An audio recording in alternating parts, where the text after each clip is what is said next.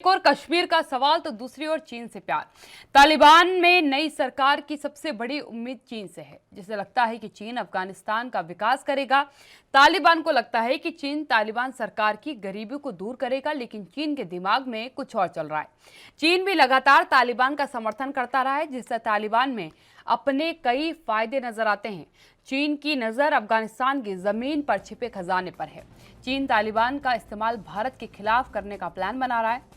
ऐसे में तालिबान और चीन के बीच बन रहे नए रिश्तों में भी कुछ असर जरूर देखने को मिलेगा।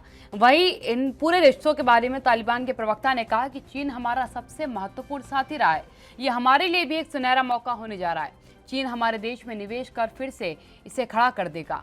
तर्क दिया गया है कि अफगानिस्तान के पास बड़ी तादाद में कॉपर माइन है।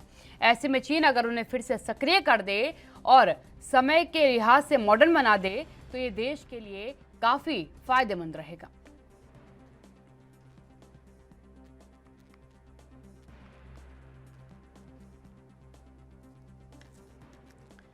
तो आपको बता दें कि चीन को अपना बड़ा साथी बताया है।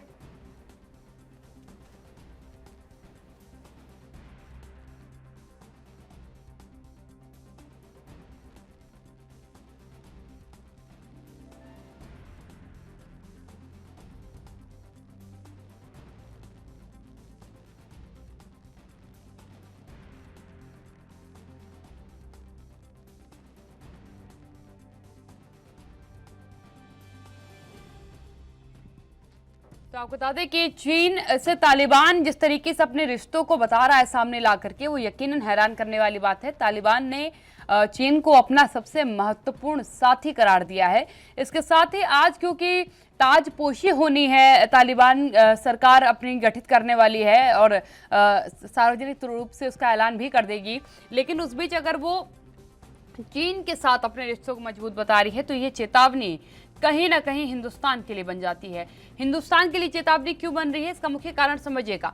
क्योंकि चाइना की बात कर लीजिए चाहे पाकिस्तान की बात कर लीजिए, ये दोनों ही ऐसे मुल्क हैं जिनके संबंध हिंदुस्तान से अच्छे नहीं हैं, यानी कि जिन्हें हिंदुस्तान के अमन चैन को नहीं देख पाते हैं। और तालिबान एक आतंकी संगठन रहा है और बहुत बखूबी से वो लगातार इसमें सक्रिय भूमिका निभाता रहा है। पाकिस्तान से इसके कितने अच्छे संबंध है इससे सब वाकिफ हैं। चाइना का क्यों पाकिस्तान में इन्वेस्टमेंट रहा है, क्यों उसने वहां के लोगों को इन्वेस्टमेंट करके दी है, क्यों मदद की है, ये भी सब कोई जानता है। लेकिन अगर इस बीच एक आतंकी संगठन सत्ता पर काबिज हो जाता है किसी देश की और वो ये कहता है कि चाइना जैसा मुल्क जो है वो और पाकिस्तान दोनों मिल करके उसकी मदद करेंगे और चाइना को अपना एक महत्वपूर्ण साथी करार देता है, तो यकीनन ये जो है चिंता का विषय हिंदुस्तान के लिए बन जाता है। क्योंकि चाइना की जो विस्तार नीति है उस पर वो कहीं ना कहीं एक तरीका प्रयास करेगा, प्रभावी असर डालने का एक प्रयास करेगा। उसका एक और मुख्य कारण समझिएगा, जो चीन अपना इंटरेस्ट जो है तालिबान में दिखा रहा है। क्यों? क्योंकि मैं लगातार इस बात को कहती हूँ कि अफगानिस्तान की ज़मीन की जब आप बात करते हैं तो अफगानिस्तान की ज़मीन पे बहुत सारे खनिज पदार्थ हैं, बहुत से धातु हैं, बहुत सी चीज़ें हैं, वहाँ बहुत से नग हैं। अगर आप अफगान के नगों की बात करें, अफगान के पत्थरों की बात करें, तो उनकी जो कीमत है वो शायद ही किसी मुल्क में प्राप्त होने वाले पत्थरों की कीमत होगी। इतने कीमती जो है नग वहाँ पर मिल जाते हैं आपको। जब पंजशीर की अगर आप बात करें, जिस पर अभी आतंकी हमला एक बार फिर से तालिबान की तरफ से किया गया है, उस पंजशीर की ज़मीन पर सबसे बेहतरीन पन्ना जो हरे रंग का नग आता है, वो पन्ना सबसे बेहतरीन पंजशीर की ज़मीन पर मिलता है। और इसीलिए बार बार सबकी नज़र अफगानिस्तान की ओर जाती है, क्योंकि अफगानिस्तान खनिज पदार्थों का गढ़ है।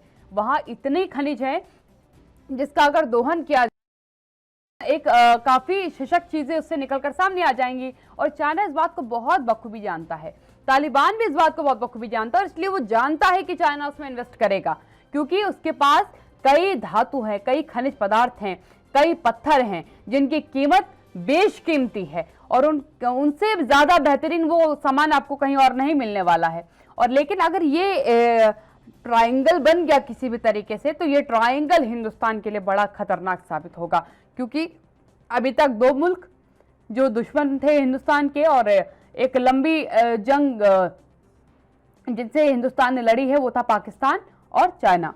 लेकिन अब जो तस्वीर आ रही है सामने, वो तस्वीर है तालिबान की, यानी कि अफगानिस्तान के एरिया से ट्रायंगल बनेगा जो हिंदुस्तान को परेशान करने के लिए बनाया जा रहा है। यानी पाकिस्तान जो आतंकवाद का गढ़ है, अफगानिस्तान जहां अब आतंकवाद का राज है, और चाइना जो आतंकवाद को फुल सपोर्ट करता नजर आ रहा है, चाहे पाकिस्तान के केस में देख लीजिए, चाहे अफगानिस्तान के केस में देख लीजिए।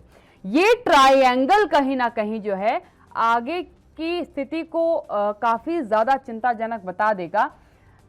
और ये समझने वाली बात है कि स्थिति पर नियंत्रण किया कैसे जाए, इस पे बहुत ज़रूरत है काम करने की, इस मिशन को किसी तरीके से फेल करने की, क्योंकि अगर ये इन्वेस्टमेंट तालिबान पर हुआ तो तालिबान के लड़ाकों को हथियारों की व्यवस्था हो, लड़ने की नीतियां हो, ये सब चाइना सिखाएगा। और सिखाएगा क्यों? मात्र हिंदुस्तान पर राज करने के लिए। ये तस्वीरें बहुत कुछ कहती हैं। तालिबान जिस तरीके से कह रहा है कि सबसे महत्वपूर्ण साथी हमारा जो है अब चाइना बन चुका है, पाकिस्तान को लेकर के भी पाकिस्तान अपना एक छोटा भाई तालिबान को मानता है। ये जो रिश्तेदारी बन रही है, ये रिश्तेदारी कहीं ना कहीं हिंदुस्तान के लिए बड़ी घातक हो जाएगी, क्योंकि जिस तरीके से ट्रायंगल बना है दुश्मनों का, तो इस त्रिकोण को भेदना भारत के लिए कितना आसान होगा, कितना जटिल होगा, ये देखने वाली बात होगी। क्योंकि चाइना से आप कुछ भी उम्मीद कर लीजिए, लेकिन हिंदुस्तान का भला सोचने की उम्मीद आप उनसे नहीं कर सकते। उनकी एक ही नीति रही है, विस्तार नीति। उन्हें केवल विस्तार करना आता है, और वो भी घुसपैठ के जरिए, और घुसपैठ लगातार जारी है। और वो बखूबी चाइना भी इस समय जान रहा है स्थितियों को कि अंतर्राष्ट्रीय पटल पर भारत की एक अच्छी पहचान है, और बाकी जो मुल्क है वो हिंदुस्तान की मदद करना चाहते हैं।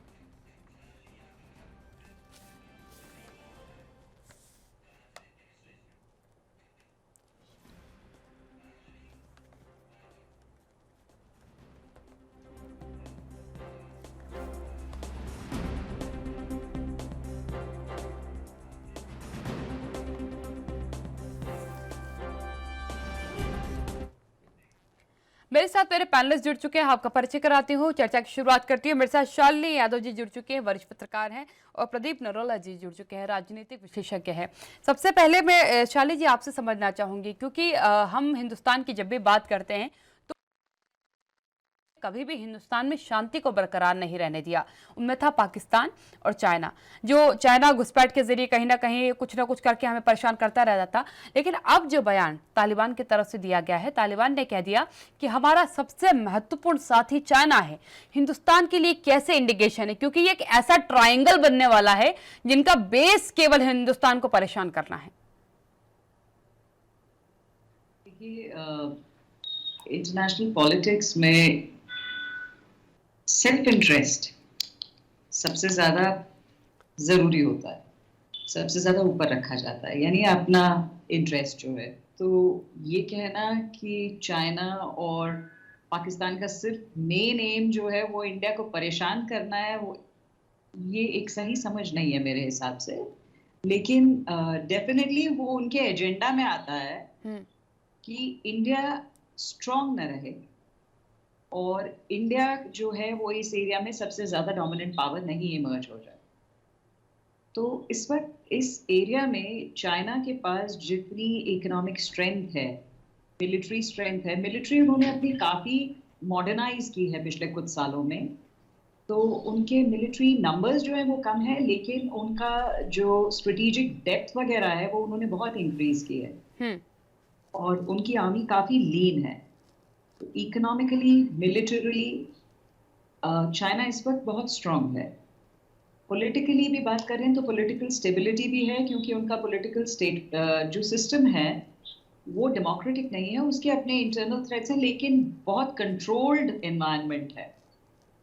और चौथी चीज जो आजकल डेमोक्रेसीज फेस कर रही हैं, जिसकी वजह से इंटरनल सिचुएशंस डिस्टेबलाइज हो जाती हैं, वो है डिजिटल मीडिया या इंटरनेट कम्युनिकेशन। तो उस चीज को, वो जो एक एक्सटर्नल इंटरफेरेंस है, वो भी चाइना ने अपना बिल्कुल ब्लॉक किया हुआ है, क्योंकि उसके जो इंटरनेट सिस्टम्स हैं वो बहुत लिमिटेड हैं, वो बाहर के एक्सेस नहीं दिया जाता है।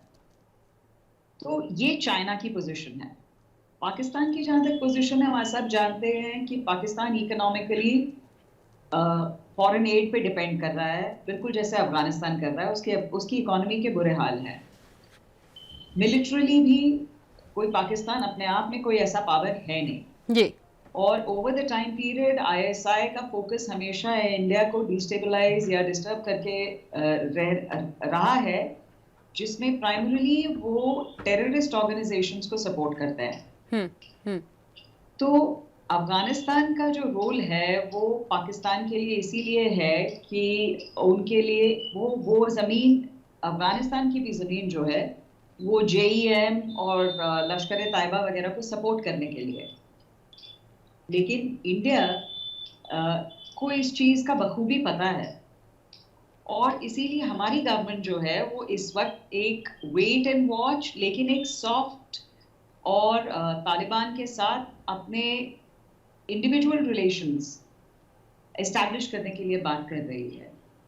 अभी इंडिया जो है सिक्योरिटी काउंसिल की प्रेसिडेंटशिप अभी उनकी इसी महीने में खत्म हुई है, लेकिन उन्होंने ये कहा है कि उसमें यूएन में 2 ऑर्गेनाइजेशंस हैं जिनको प्रोस्क्राइब किया गया है, यानी बैन किया गया है, मना किया गया है। वो है एलईटी और जेईएम, और ये दोनों के दोनों इनका अफगानिस्तान में बेस है। लेकिन इंडिया ने इंसिस्ट किया है कि इनके ऊपर जो इनका बैन है वो बना रहे। आप जहां तक बात कर रही हैं कि चाइना की तरफ या पाकिस्तान की तरफ तालिबान का बैंक होगा, और तालिबान ने कहा है कि हाँ हम चाइना पे प्राइमरीली डिपेंड करेंगे एक तरीके से, तो याद रखिए कि अफगानिस्तान पिछले 20 साल से खासकर बहुत ज्यादा डिस्टर्ब है। एक तरीके से एक्सटर्नल ही पावर्स हैं जो कंट्रोल कर रहे थे, लेकिन उन 20 सालों में स्टेबलाइज करने के बाद भी, उससे पहले तालिबान का रूल था कुछ टाइम के लिए, लेकिन ये स्टेबिलिटी जो है इसमें कोई डेवलपमेंट वर्क्स नहीं हुए। इसलिए अफगानिस्तान जो है वो फॉरेन एड पे डिपेंड करता है, और इस वक्त उसके कई एक बहुत बड़ी जो प्रॉब्लम अफगानिस्तान जो फेस कर रहा है इस वक्त, वो इकोनॉमिक इंस्टेबिलिटी की कर रहा है। जी।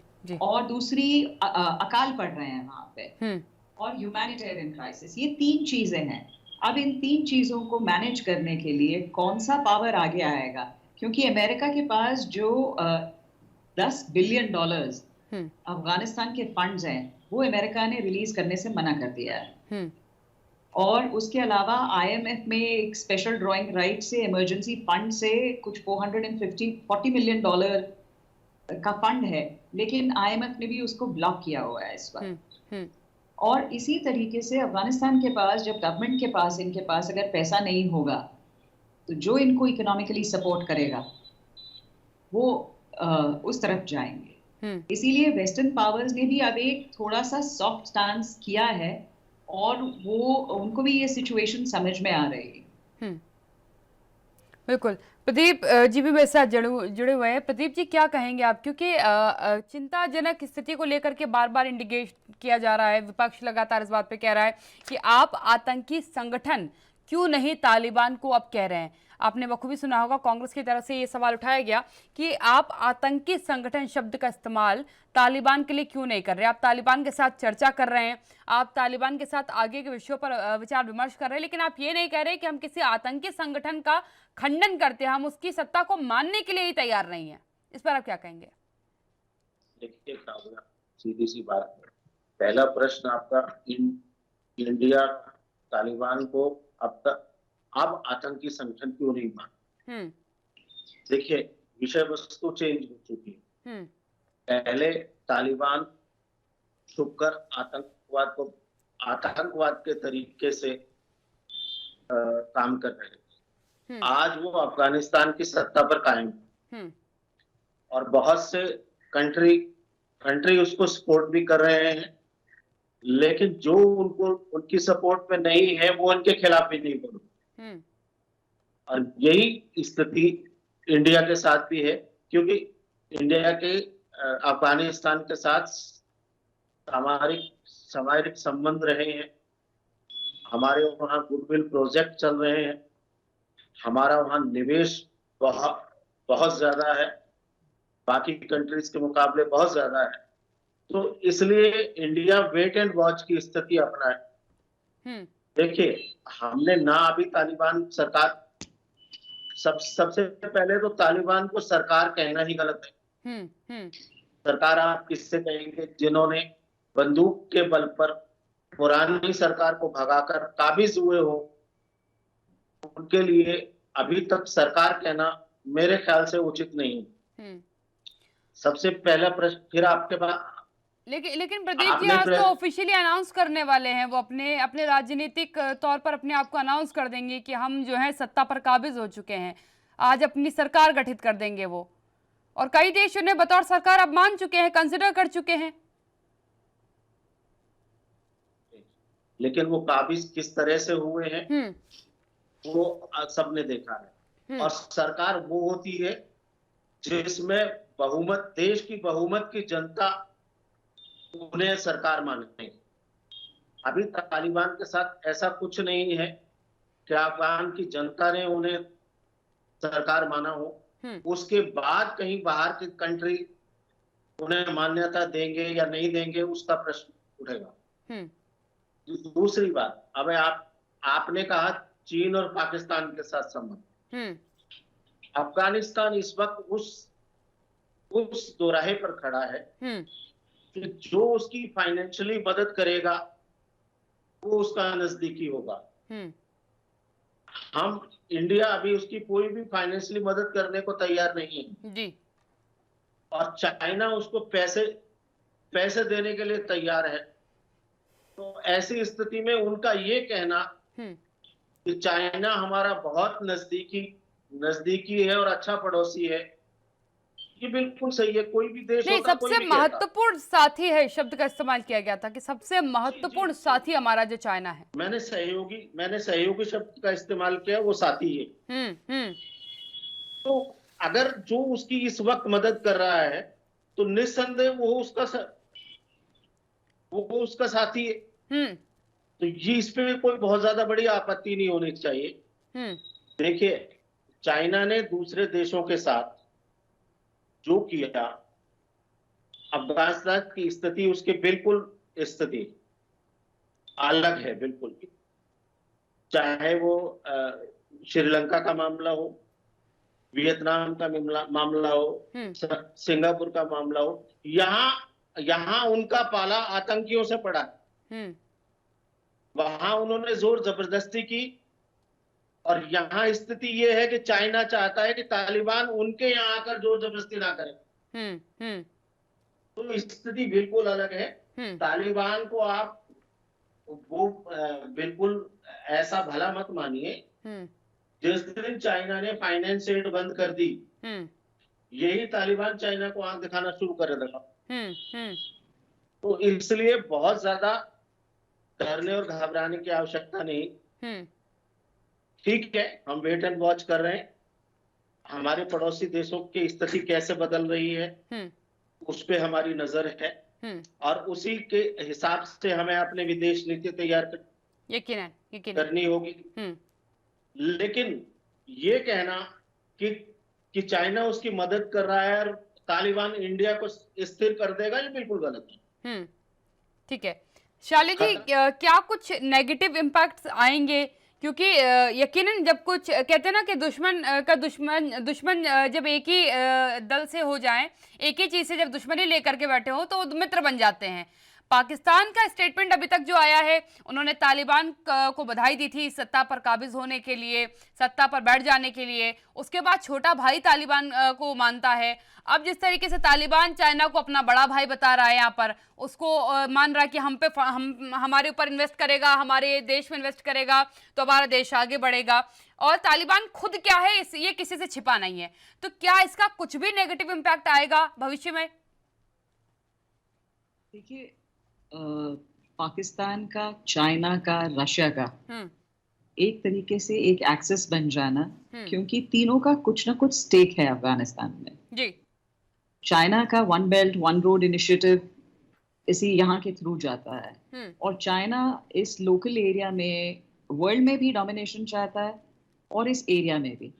अमेरिका जब यहाँ से एग्जिट किया है, जिस तरीके से एग्जिट किया है अमेरिका ने, वो साफ दिखाता है कि अमेरिका ये कहने की कोशिश कर रहा है कि आप अपनी लोकल या अपनी जियोपॉलिटिकल ये पॉलिटिक्स है, इसको आप हैंडल करिए।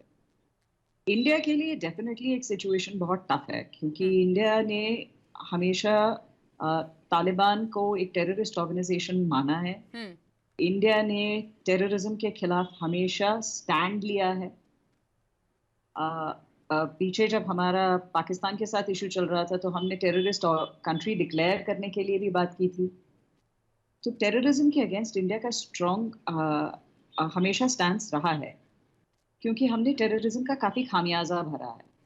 लेकिन आज जो है वो सिचुएशन ये है कि कल को जिसे हम एक टेररिस्ट ऑर्गेनाइजेशन कहते थे और कहते हैं, या अब हम उसे एक रैडिकल गवर्नमेंट कहने लगेंगे, यानी एक कट्टर गवर्नमेंट कहने लगेंगे।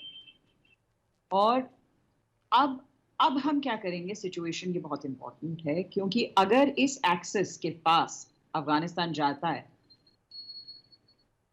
हेलो। हाँ जी मैम बोलिए।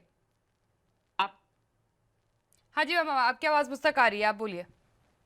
तो ये जो एक्सेस बन गया है और अफगानिस्तान की जो ज़रूरतें हैं वो इस वक्त कौन पूरी करेगा, क्योंकि अमेरिका विड्रॉ कर चुका है। और यकीनन जिस तरीके से शाली जी ने और प्रदीप जी ने समझाया कि यकीनन चिंताजनक स्थितियां होंगी, लेकिन भारत कहीं ना कहीं दूरगामी चीज़ों को देखते हुए फैसला लेता आया है और फैसला लेगा भी। और बड़ा सवाल जिस तरीके से उठा कि क्या ये तीन की मुलाकात हिंदुस्तान पर भारी पड़ेगी, तो कहीं ना कहीं प्रदीप जी ने बिल्कुल क्लियरली इस बात को कहा है कि तालिबान की नीयत इस समय यह है कि आर्थिक तंगी से वो जूझ रहे हैं और उन्हें अपने देश में इन्वेस्टमेंट चाहिए।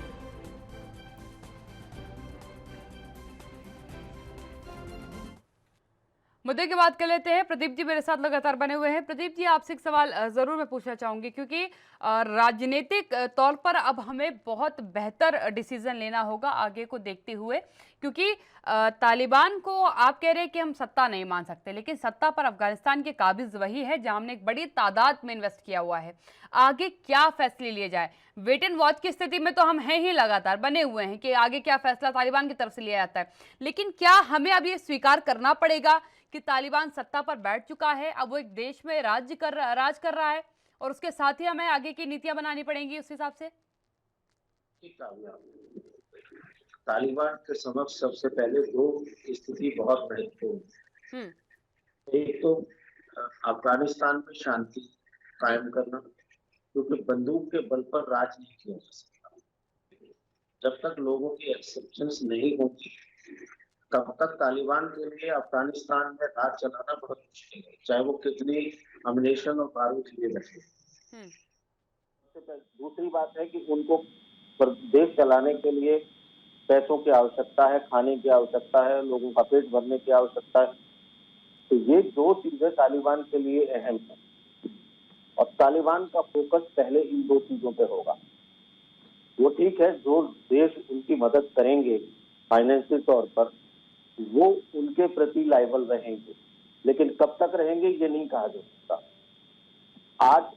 आज अगर कोई एक देश, चाइना अगर फाइनेंस करता है उनको, तो चाइना के प्रति लायबल रहेंगे। जिस दिन किसी और बड़े देश ने उन्हें फाइनेंस करना शुरू कर दिया या चाइना ने फाइनेंस को कम कर दिया या रोक दिया, तो यही तालिबान चाइना को आंखें दिखाने लगेगा। और आज जिस चीज की आप बार बार जिक्र कर रहे हैं कि पाकिस्तान और चाइना तालिबान की आतंकी गतिविधियों से अभी भी डरे हुए हैं और वो इसीलिए अपना अहम दोस्त और सहयोगी और सब चीजें बता रहे हैं कि हमने सहयोग किया, हम उनके बिल्कुल साथी हैं, क्योंकि चाइना में उइगर मुसलमानों का जो कॉन्फ्लिक्ट है, कहीं तालिबान उनका साथ में, और पाकिस्तान के अफगानिस्तान के लगते हुए बॉर्डर सीमा पर काइबली इलाके जो हैं, उनमें जो आतंकवादी गतिविधियां हैं उसमें तालिबान ना कूद पड़े। तो इन दोनों को पहले अपने यहाँ स्टेबलाइज करना होगा, वो बाकी देशों के बारे में या दुश्मनों के बारे में बाद में सोचेंगे। अभी सब इन दोनों देशों का जहां तहां आपको दिखाई दे रहा होगा कि जिस तरह की स्टेटमेंट पाकिस्तान से आ रही है कि हमने तालिबान को सहयोग किया, तालिबान तो हमारा अपना साथी है, वो चीजें अभी इंडिया के लिए और कश्मीर के लिए नहीं है। वो चीजें अभी अपनी स्टेबिलिटी के लिए हैं कि वो उन्हें अपनी स्टेबिलिटी भी चाहिए, और चीन का पहला जो वो रहेगा वो कहीं तालिबान उइगर मुसलमानों का की मदद में ना आ जाए।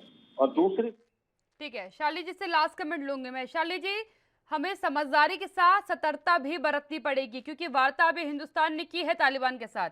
तालिबान ने इस बात की संतुष्टि दी, आश्वस्त किया हिंदुस्तान को कि जो आपके डर हैं हम उनका ख्याल रखेंगे, कि किसी प्रकार का कोई आतंकी घटना आपके यहाँ ना हो, हमारी तरफ से किसी प्रकार का कोई आतंकी संगठन आपके यहाँ ना बनाया जाए, इस पर हम पूरा विचार विमर्श करके ख्याल रखेंगे। लेकिन हमें आगे की नीति बनाने से पहले सतर्क भी रहना होगा, क्योंकि हम बहुत बखूबी जानते हैं कि तालिबान एक आतंकी संगठन रहा है और उसकी फितरत कोई नहीं बदल सकता।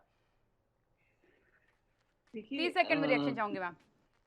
जी, देखिए इस वक्त जो सिचुएशन है ना वो इतनी आसान नहीं है। जी जी। क्योंकि जैसा मैंने कहा कि इंडिया ने कभी भी सपोर्ट नहीं किया है, इसके बावजूद कि हमारा काफी पैसा जो है हमारे अफगानिस्तान में इन्वेस्टेड है, लेकिन इस वक्त हम ये जो एक अपॉर्चुनिटी कह लें वो मिस कर चुके हैं। तो हमें सतर्क डेफिनेटली रहना पड़ेगा।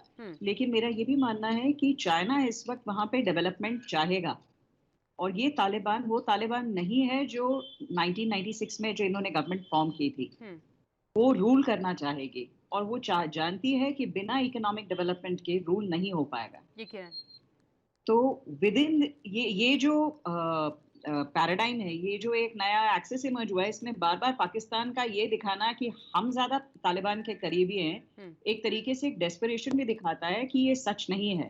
तालिबान चाइना की तरफ ज्यादा लीन हो रहा है, जो कि तालिबान के खुद के स्टेटमेंट से पता चल गया है। तो अफगानिस्तान बहुत ओपनली टेररिस्ट एक्टिविटीज के लिए यूज किया जाएगा, ये मुझे नहीं लगता है। लेकिन फिर भी इंडिया का जो छिपके वार करने का प्रयास किया है, जा सकता है। बिल्कुल, क्योंकि समय में बस समाप्त हो गया। दोनों मेहमानों बहुत बहुत धन्यवाद मेरे साथ चर्चा में शामिल होने के लिए। यकीनन बेहतरीन चर्चा, और जिस तरीके से राय बताई गई कि सतर्क रहने की जरूरत है। यकीनन हमें राजनीतिक उद्देश्य को देखना पड़ता है, लेकिन सतर्कता बेहद